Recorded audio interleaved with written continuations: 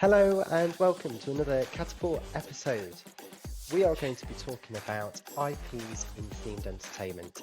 Is there space for more? Is the industry too saturated? What are the benefits of IPs entering the themed entertainment industry in the first place? And for those that are there, how do they stay relevant within the industry?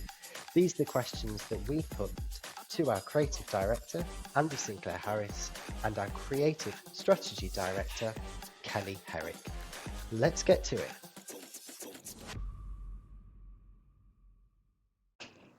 I don't think there are too many. I think it all comes down to levels and how they're done. I think it all comes down to the way in which they're done. So I think we could talk about successful interpretations of IPs and unsuccessful interpretations of IPs, and that all comes down to world building and in placement. So, for example, successful ones within the last 10 years. If you look at the Wizarding World at Universal Studios, that's an amazingly successful installation of an IP within a theme park where guests were clamoring to go to that world, and that's a really immersive world that gives you so many kind of storytelling opportunities. So I think we're certainly not going to see the last of IPs kind of coming into theme parks and attractions. It's just, I think, how they're done. So I don't think there's too many. It's just, I think it's the way in which they're done that's effective or not. Yeah, and to build on Andy's point, I think it is very much about that wish fulfillment or kind of dream fulfillment, isn't it? Of like IPs are there for a reason because we all either read them, watch them, buy them, whatever world they occupy, and because of the very nature of them, we want to then take it a step further and go to those worlds. We want to step into them for real. So it's not just about watching and reading Harry Potter and having all the merch. It's actually about I've held a wand and I've been there and I've experienced the whole thing. So I think it's very much about based in storytelling, isn't it? Where IPs have great stories to tell, whether that's in small bursts for specific audiences or really big world telling like panoramic stories. I think that's where they tend to work or don't work. I think for me, some of the grey areas have come in IP versus brand and brand worlds and brand lands becoming more experiential, and how far can you take that, because of course everything's a brand. So I think that's where perhaps we're seeing a lot of people clamoring for brand LBE activations that aren't perhaps rich enough yet, and they probably will get there, but maybe that's where some of the confusion and some of the kind of busy noise is coming from, I think.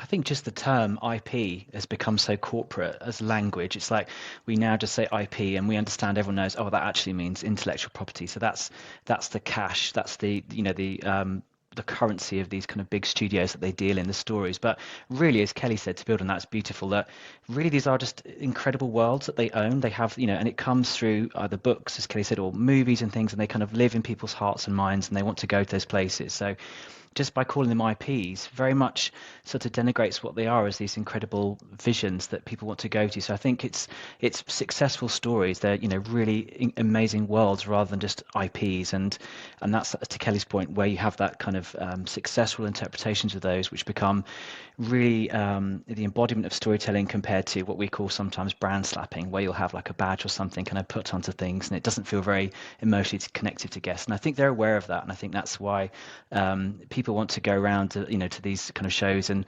they look for brands, they look for stories, almost like it's shopping in a supermarket, and it's not as easy as that, as we know.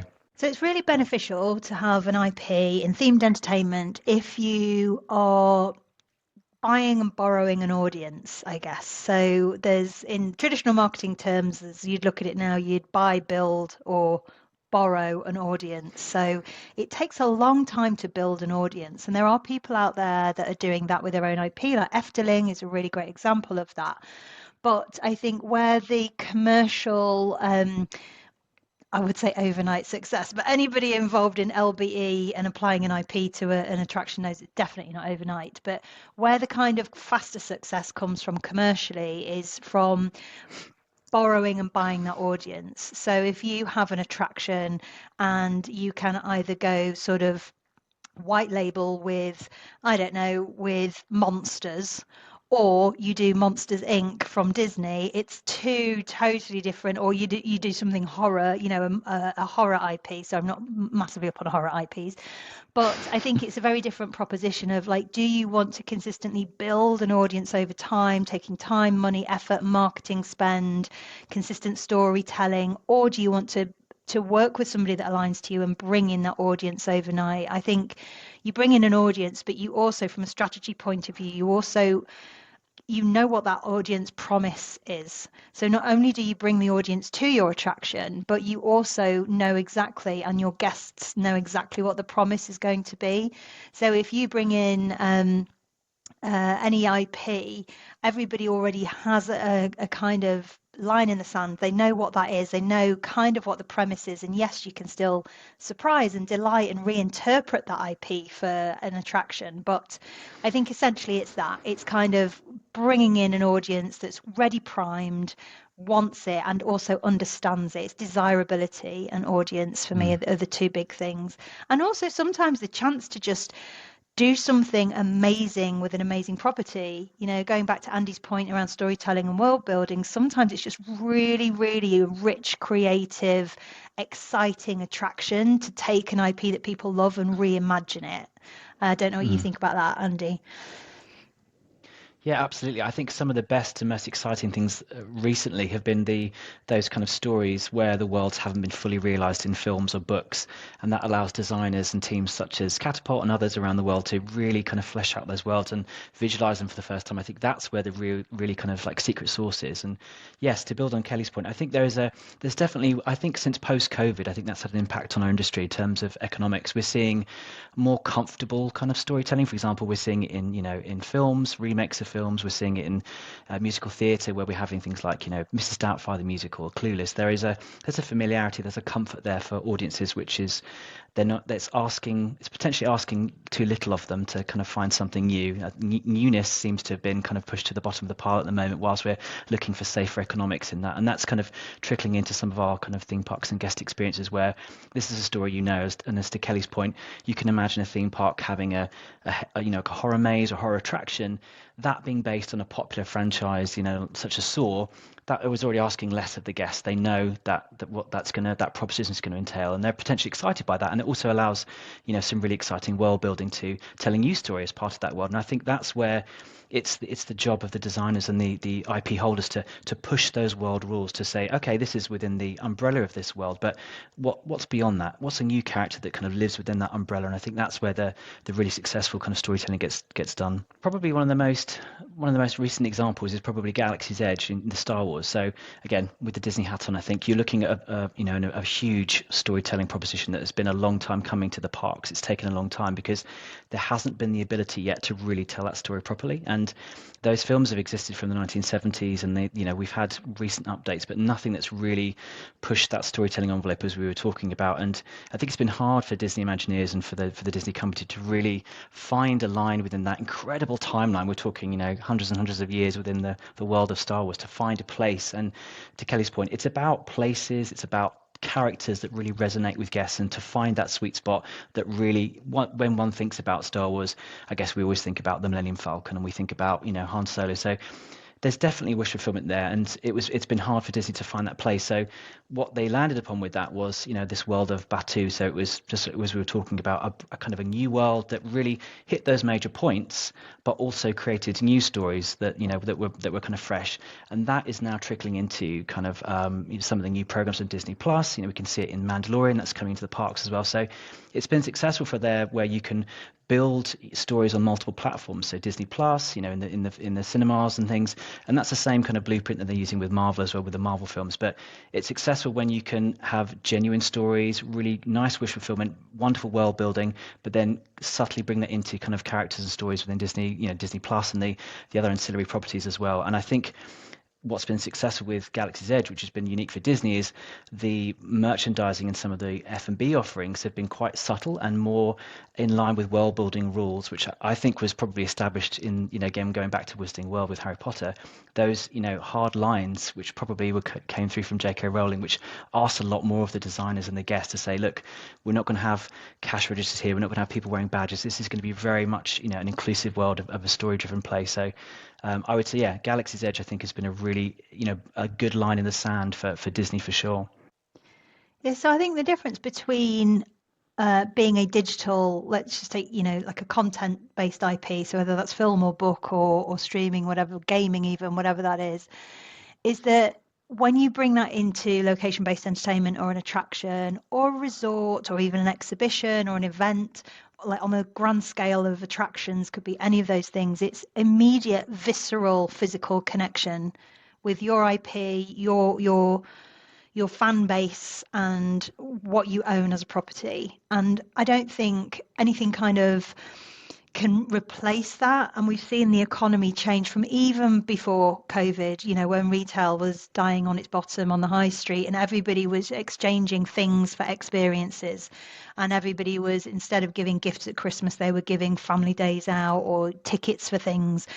And I think we can really see a desperation in people and a desire in people to make the very most of every moment and every memory and every opportunity when they're with family and friends to kind of create something magical out of their lives.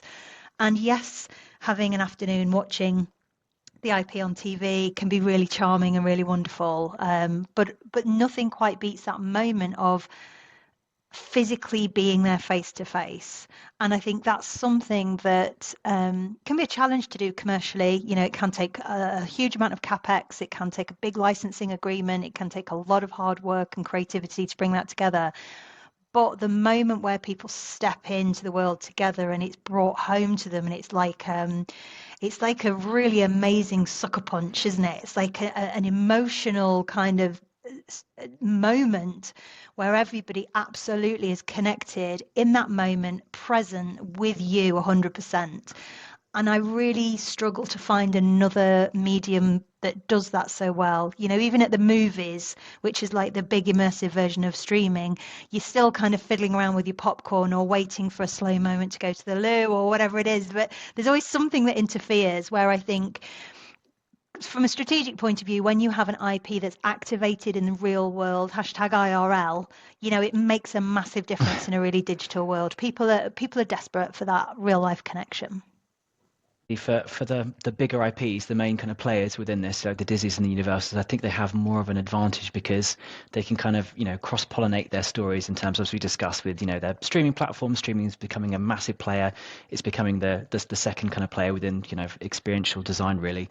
So they can rely on that to update those stories. And obviously, with bigger budgets, you can have digital elements within your attractions, and obviously those digital elements can be updated. So an example of that is Star Tours currently in Disney's Hollywood Studios, which is changing some of the media content within that to feature the Mandalorian and Grogu. So that's a great example of plussing a ride and updating a ride that's been there for probably 30 years or something. So it's harder for smaller parks to do that if you're dealing with kind of nuts and bolts and concrete and things to update those stories. If you're paying a lot of money for a license for 20 years, it's hard to do that to stay relevant.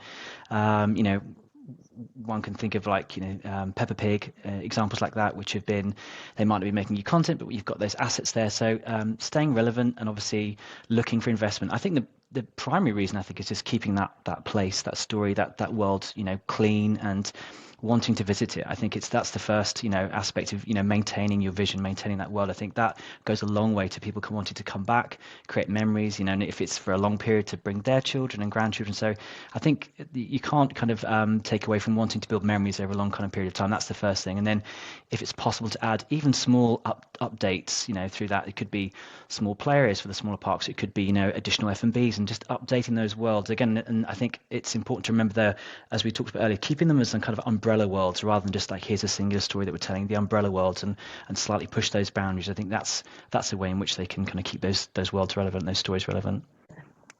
So I think that's really interesting, because thinking about one of our clients, Lego Group, it's really vital not to forget why people fell in love with the IP in the first place. It can be really easy to say we need to keep everything updated, put some more digital screens in, put some digital interactives, bring in a second IP or bring in like another part of the property.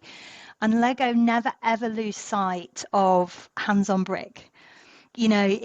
People love Lego because they love Lego and they love building the system and using their imagination with it. And it's how do we through attractions and through the theme parks and through the Lego Discovery Centres, like how do you get people hands-on brick, as well as maybe some digital interactions, as well as Lego City and Ninjago and all the different properties within Lego? How do you bring everything together and bring it always back to that really core, authentic place of why people fell in love with it in the first place? Because that's when IPs are evergreen and they require less and less trendy updates. It's less kind of, you can wrap events around it, as we know, because we do lots of stuff like that for Lego. You can kind of wrap event kits around it, but it always comes back to the authentic reason of why people loved it in the first place. And I see that happening with some of the homegrown IP as well. So like Pudifu is interesting because it's a heritage-based park, and really that's not an IP, but because they've invested so much in creating that as a concept, it now has become or is becoming their IP.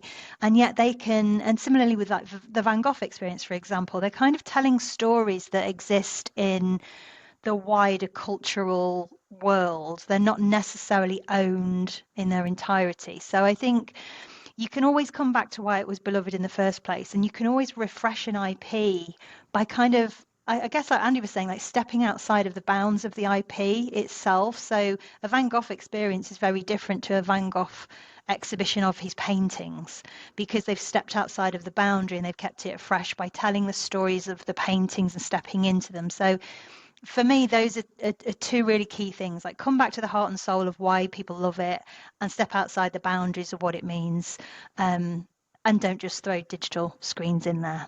Touchscreen stuff. Just don't do that. Just don't do that. Think about it first. Talk to us first, guys.